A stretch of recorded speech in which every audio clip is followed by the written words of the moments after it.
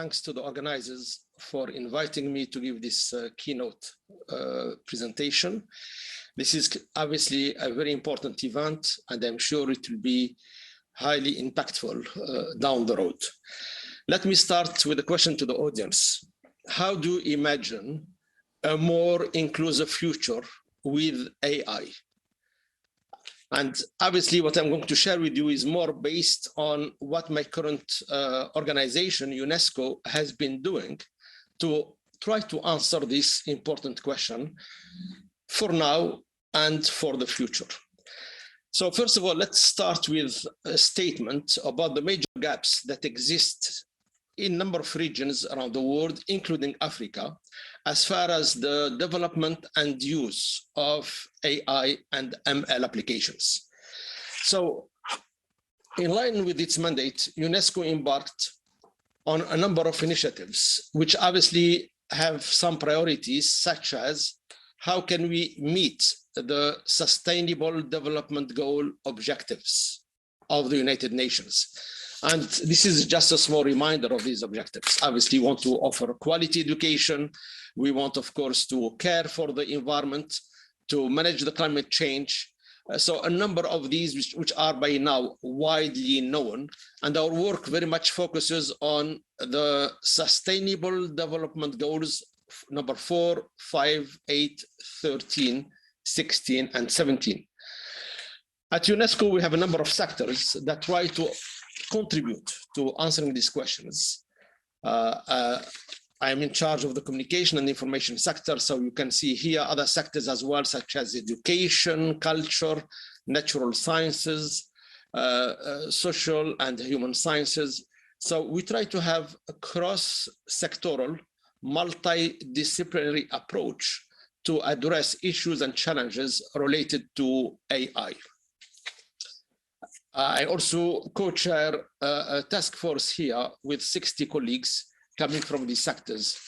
And this task force is in charge of coming up with the programs, activities to address some of the issues. So let me maybe share with you some of the findings and some of the work done so far. First of all, we strongly recommend that we use for AI development, deployment, and use what we call here the Rome X approach. What is this about? We believe in a human-centric approach to developing AI applications. That's the R, the human rights. We believe in the openness in terms of data, knowledge, markets. We believe also in an inclusive approach to AI development, not the rich and the poor, not the digitally savvy and the digitally poor countries or regions. And we believe in a multi-stakeholder approach that includes academia, government, civil society, technology companies, all together to tackle the important issues that AI faces, but also to seize the opportunities which have been unprecedented. And finally, we recommend the cross-cutting issues. That's the X in the framework. So a couple of key issues which are actually global priorities for UNESCO. One is gender equality. To what extent can AI reduce the gap as far as gender? Number two, major focus on Africa.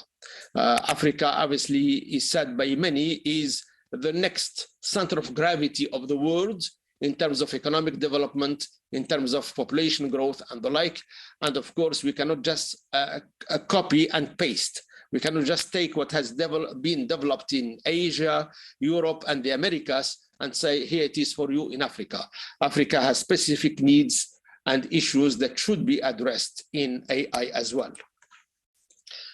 So part of the work that we have done was to say, before we embark on this approach, on this human-centered approach to AI in Africa, let's try to assess the needs, which are very specific to the African continent.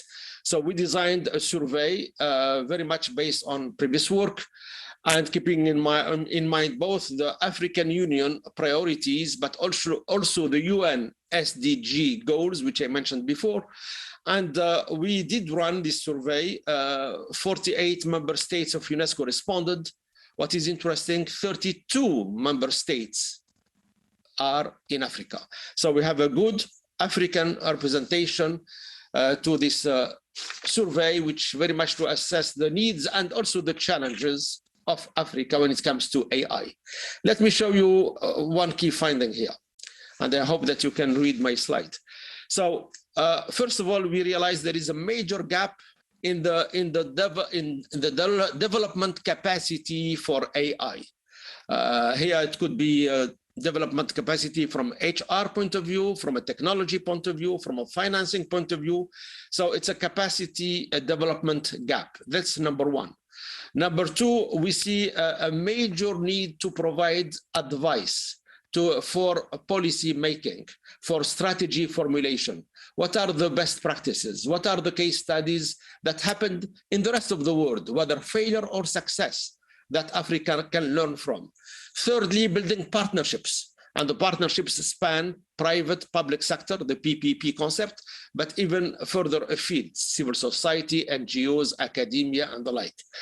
Partnerships to access information, knowledge, and relevant cases and best practices. Gender mainstreaming was also one of the findings that came out as an important area needing support. And I will say more about the gender gap in AI. The figures we have are quite important and should be taken into account going forward. So how to address these needs? So this is a bottom-up approach. These are the needs from the field specific to Africa and AI. Now, what can we do to address these needs? And here I will share with you a few actions that UNESCO has been undertaking with partners as well.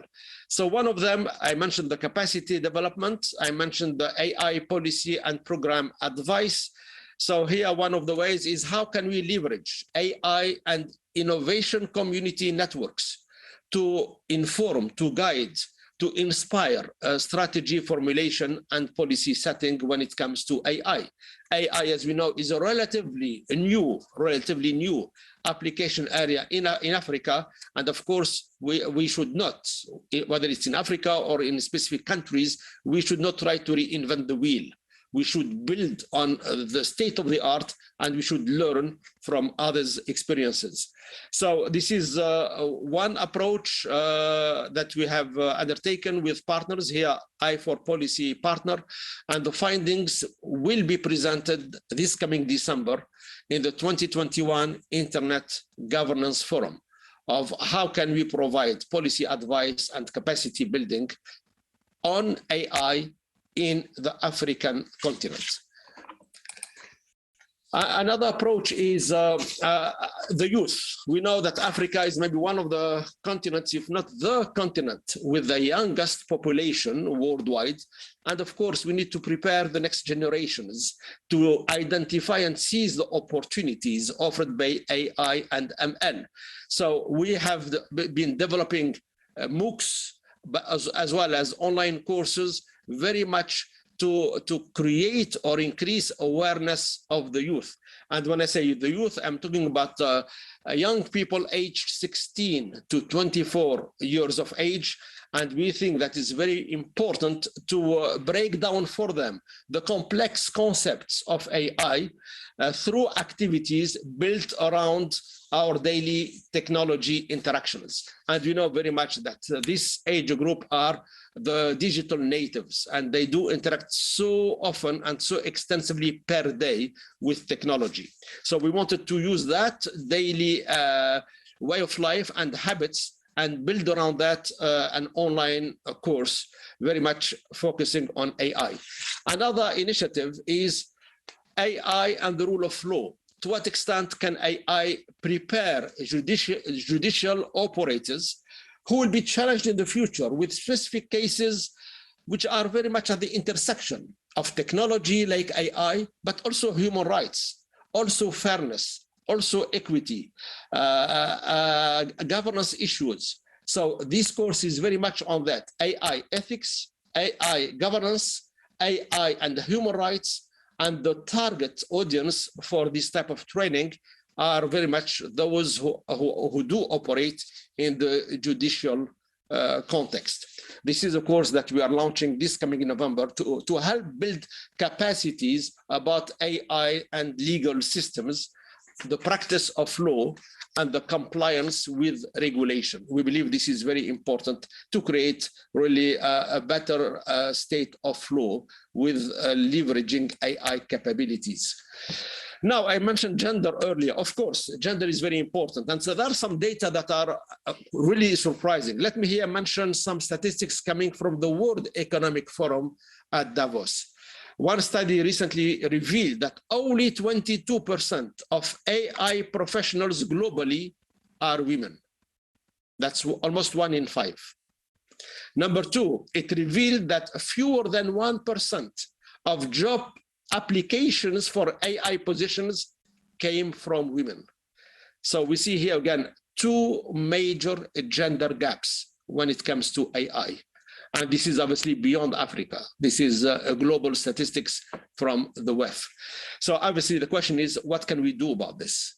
How can we bridge the gap? How can we reduce this major imbalance between men and women or gender-wise when it comes to AI? Because otherwise you may have gender biases in the type of applications, in the type of data sets that we use in building AI applications.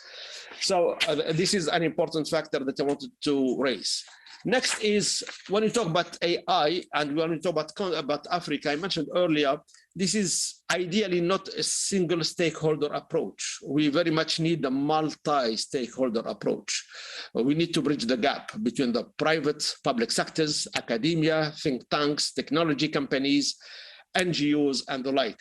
So these are some of our partners, whether it is the European Union, whether it is the United Nations at large or other specialized organizations. But we believe that we need to build partnerships. And this is, again, as you recall, one of the findings from our AI needs assessment survey in Africa. It came up as very important. We need to build partnerships with others in order to succeed through AI. So what we did, we set up a portal called globalpolicy.ai. This portal will go live next week. Actually, as we speak, we are finalizing the launch of this global portal. And it's meant to be a one-stop shop to share data, research findings, best practices, use cases on AI from different aspects, including AI governance, AI ethics, and AI development, and AI deployment and use. This is another example of this international cooperation, the Open for Good Alliance, which we did set up, very much focusing on AI systems and applications, because we believe as AI becomes more and more ingrained in society, inequalities between regions, sometimes even within a single region, become more and more visible. So as an example here, research has revealed that 2 of the biggest publicly available image data sets, they're called ImageNet and Open Images, are US and Eurocentric. So obviously the models trained on these data sets perform worse on images from global South countries. So this is an example of a bias that we need to be aware of and to address. We cannot use just US-centric or Europe-centric data sets when we try to develop AI applications that are relevant, meaningful, and used in Africa. So, and here we need the international cooperation in order to avoid this. So let me try here to advance, because I see that I'm maybe have 5 more minutes to go. So let me try to say, what are the big challenges as we see them? And of course, this talk that I was kindly invited to give is meant to raise a number of issues and challenges, and hopefully maybe some possibilities going forward. But we know these issues, which you see on the board, on the slide, about risks in AI, challenges in AI. Of course, these are side by side with opportunities that AI makes possible. And I'm sure that my colleagues, the next speakers in this event, the next speakers today, tomorrow, will provide and share with us very specific, maybe research, in-depth look or some use cases, applications on how to address accountability in the case of AI. Today, AI is an important part of decision-making processes, whether it is in the private sector or the public sector. How can we go about accountability when it is AI-based decision-making? This is important. Number two, how to avoid biases, how to ensure fairness in the final decisions, the final outcomes. How can we justify the result that came out of an AI-based system? This is very important. Inclusivity, which I mentioned before. We have to bridge the gap, again, between countries, between regions, sometimes within a single country. And of course, here we talk about the ethics of AI and the like. It's interesting here that I mentioned a study made by ETH Zurich a couple of years ago, 2019, ETH Zurich, a study on AI ethical frameworks. Out of 84 documents containing ethical principles and guidelines for AI, there were not one single African country represented in this study. So again, this is based on the data that the researchers were able to get. And this is not, of course, a critique by any means. But I mean, if we look at in the same study, what is the number of documents representing the USA? 20 documents. Number of documents coming from Europe, 19 documents. Number of documents coming from Africa, 0. So here again, when we talk about inclusivity, it is, as I said, across continents, regions, countries. And technology, as we know, has no borders. AI is global. We need to take that global approach. And finally, here on the list is privacy. This is very, very important. We all know the vast amounts of data that are routinely collected and aggregated by AI systems. What do we do with the data? How can ensure the data, the privacy of the people involved, the parties involved through the data? So how can we make possible the collection of more and more intimate information about individuals while at the same time ensuring the privacy? This is a dilemma. This is an important dimension going forward if we want to really make AI pervasive over time. And of course, there is no one single solution that addresses all these issues. But I think this should be part of our agenda for research application going forward. Let me here, almost getting to the end of this opening talk, mention a major development that we have led at UNESCO, the global recommendation on the ethics of AI. We worked over a couple of years on this. We came up with this standards, which is, we believe, unique of its kind. It's the instrument on the ethics of AI in the form of a recommendation that we are submitting this coming November to the 193 member states of UNESCO for adoption. So far, it looks that a large majority of our member states are ready to vote for the adoption of this global recommendation. It offers provisions to ensure that real-world biases are not replicated online. And it offers policy actions which are very much anchored in universal values, in human rights, in openness, in accessibility, and related principles. So we believe this is a very important way going forward, which also includes ways to ensure the explainability, the transparency, the human control, and the inclusiveness through AI applications, while also, of course, safeguarding privacy and avoiding biases, as I said before. So in a couple of months, for those interested, you can connect to our website and you'll find the full text, the full elements of this major recommendation on the ethics of AI. Obviously, we think this is very important, especially for our mandate as the UN Specialized Organization on Education, Science and Culture. It's very important that we include the ethics of AI, because what is education tomorrow? Of course, it is technology enabled, and AI is a major technology that will enhance the quality of education in terms of content, in terms of the delivery, in terms of learning from students, pupils, and lifelong learners. Let me here conclude, and I hope I'm still within the time given to me. I think I was given 20 minutes, so I'm at 18 minutes. So going forward, I would like here to conclude by reminding you of my opening question. How can we imagine a more inclusive future with AI? I believe I raised a number of issues, challenges, and risks that hopefully, if we know how to address them, and if we take them into account in our future AI research, work, development activities, and deployment and use, if we take them into account, hopefully will make a more inclusive and better world. So there are many exciting prospects in AI, as we know, but of course, we all are very much aware of the challenges which require, once again, a multi-stakeholder approach that integrates universal values, human rights, openness, accessibility, and the multi-stakeholder approach if we want to make the world a better place. And this is, of course, for the good of humankind. I want to leave you with this spirit and with these thoughts and share with you here some references. Maybe you cannot read them here, but I know the organizers will make available my slides to all of you.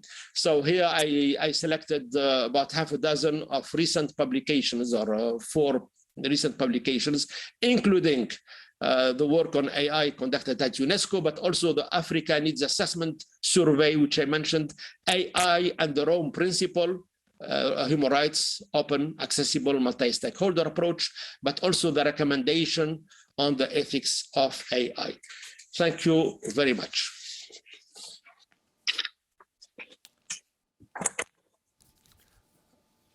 Thank you very much, Tawfik Jelassi, for this great talk. So now I'm connected to Shosho, and we see we have many questions from the audience. So don't forget that you can ask your questions to the keynote speakers and to any speaker, actually, through the socio. So I'll go through some of the questions that we have from the audience. First question we have is about the African Union. Is the African Union part of the global policy AI cooperation? Actually, we didn't see it in the slide, and the audience were wondering if they are part of it or... As far as I know, they haven't been part of it, but we do have a dialogue with the African Union. We do exchange views, projects, initiatives, strategies. Of course, as you can imagine, as part of the UN system, we do work with other supranational organizations, and the African Union is an important one. So right now, we are, as far as I know, we don't have running joint project or activity, but there is an ongoing dialogue, and we hope that we can cooperate together in a significant, meaningful way. But keep in mind what I mentioned earlier, the needs assessment survey, most 32 out of 48 countries are from Africa. So although we don't have a strong, active portfolio and agenda right now running with the African Union, as far as I know, we do have very strong relations with many African countries as member states. Thank you, Tawfik. Actually, we have another question about AI and regulation. So, as we know, so AI is a technology, is an amplifier. So if we have, of course, good intentions, we can do great things, and it will contribute basically to sustainable development. And of course, if the intentions are not good, this will also amplify those, and it will get negative results. But if we put ourselves like try a devil's advocate position, and we see that for like in the AI in general worldwide, if you look at the US, for example, there is first innovation around AI, and then regulation comes afterwards, quite late. And today, Africa is really in the early stages of AI. And perhaps the question is, can Africa afford today to first regulate with a strong regulation and then innovate afterwards? Isn't it could be like something that could have a negative impact on the speed of development and democratization of AI? What do you think about that? Obviously, this is a very important question. Thank you for that. And you are right in saying that so far, if you look at the history of ICT, not only AI, I think I'm old enough to look at the last, 40 years or whatever I have heard and learned. If you look at the history of information communication technologies, these technologies, the rule of law or the regulation, the legislation has always trailed technological advances. This is a fact of life. Why? Because technology, we know, advances at the speed of light, while setting up a regulatory framework or introducing new laws through parliament and whatever processes takes a lot of time. So what you said is a fact, and I don't think that AI can escape that. It's a way of life. We talk about different type of speeds, the speed of legislation, regulation, parliamentary approval versus the speed of technological development and innovation. However, back to Africa, I think Africa can learn from what has happened in countries that have, let's say, advanced faster or earlier than Africa in the field of AI. So again, as I said in my talk, nobody should reinvent the wheel or try to reinvent the wheel. We should learn, we should be inspired by others that preceded us. You mentioned the US and Europe, among others, that have a certain legal framework, a judicial system in place ruling ICT technology or AI. In Africa, we should see what others have done, not obviously just copy them. It doesn't fly, doesn't work, but be inspired. Don't adopt, but adapt. Adapt what others have put in place, so you don't start from scratch. You start from a certain level. But again, I don't think that we should put a hold on, back to your question again, we should not put a hold on application development and use of AI until we have a legal framework, because then we'll be waiting for quite some time. We should advance on both tracks in parallel, keeping in mind that one track will unfortunately be faster than the other. Technology development and use will be faster than setting up the legal framework and putting it into practice.